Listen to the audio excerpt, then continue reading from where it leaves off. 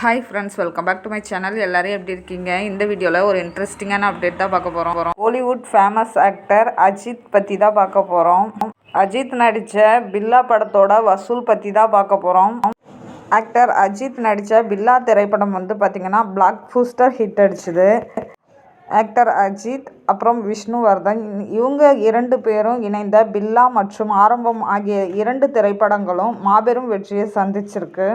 இதில் இன்னைக்கு வரைக்கும் அஜித் ரசிகர்களிடையே டாப் 5ல் இருக்கக்கூடிய திரைப்படம் பில்லா. ரஜினி நடித்த பில்லா திரைப்படத்தின் ரீமேக் என்றாலும் அஜித் தன்னுடைய ஸ்டைலான நடிப்பில் அசத்தி இருக்காரு.